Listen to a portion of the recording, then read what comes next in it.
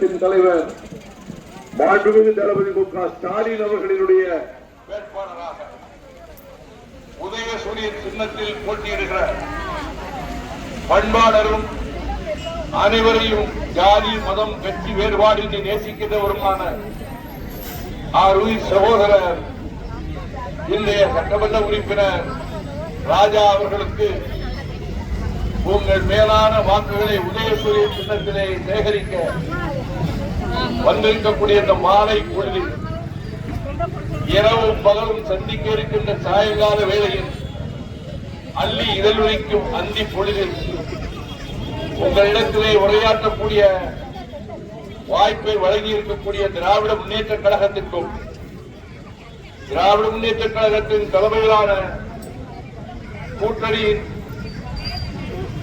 அங்கம் வகிக்கின்ற கட்சிகளின் நிர்வாகிகள் திராவிட முன்னேற்ற கழகத்தின் வேட்பாளரை ஆதரிக்கின்ற நிகழ்ச்சிக்கு வந்துள்ள 45 ஆண்டு காலமாக என்னுடைய உடன்பிறவான சகோதரரான பண்பாளர் டாக்டர் சதன் திருமலைக்குமார், இந்த நகரத்திலே வசிக்கின்ற தமிழ் பெருமக்களே, கடை தெருக்களில் இந்த அங்காடிகளிலே இருக்கக்கூடிய என் அன்பிற்குரிய வணிக பெருமக்களே, சுற்று வட்டாரத்தில் ஒன்றெல்லாம் திரண்டு வந்திருக்கின்ற உழவர் பெருங்குடி மக்களே, உங்கள் அனைவருக்கும் என்னுடைய சிறந்தாழ்ந்த வணக்கத்தை நன்றியோடு தெரிவித்துக் கொள்கிறேன். புளியங்குடி நகரில் ஆயிரக்கணக்கான மேடைகளிலே நான் பேசியிருக்கிறேன். இந்த வட்டாரத்தில் தமிழகத்தினுடைய முன்னணி பேச்சாளர்களில் ஒருவராக திகழ்ந்தவரும் என்னோடு எண்ணற்ற முறை சிறைச்சாலையிலே சிறைவாசம் கண்டவருமான நினைவிலே வாழ்கிற புளியங்குடி பழனிசாமி அவர்களினுடைய ஊரை கேட்டது உண்டு. அருகாமையிலே இருக்கக்கூடிய கடையநல்லூரிலே இருந்து கோடை இடியென முடங்கி வந்த திராவிடமணியனுடைய உரையை நான் கேட்டது உண்டு.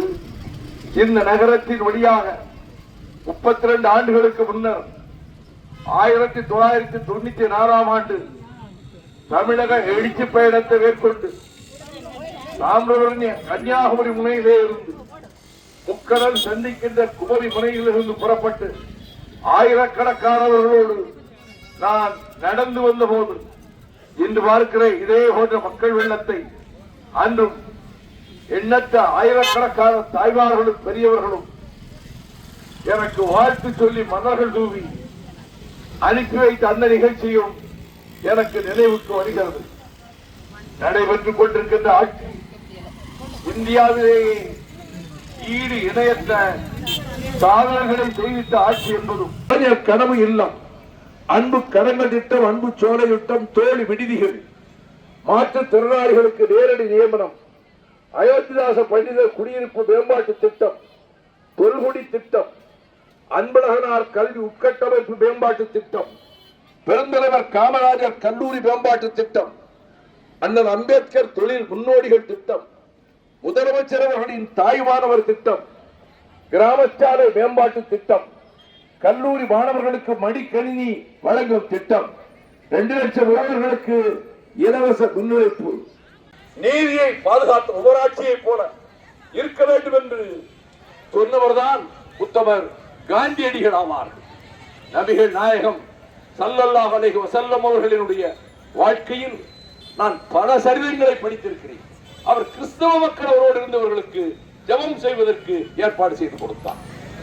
அவரோடு இருந்த யூதர்களுக்கு அவர்கள் யூத கடவுள்களை வணங்குவதற்கு ஏற்பாடு செய்து கொடுத்தார். ஆனால் அவர் எப்படி நபிகளானார்? கதீஜா அம்மையார் அவர்கள் அவரை படிக்க அனுப்பியிருந்த காலத்தில் தினந்தோறும் அவர் சென்று ஆடுகளை மேய்த்துவிட்டு ஹீரா குகையிலே போய் சற்று சில நேரம் ஓய்வாக இருப்பார்.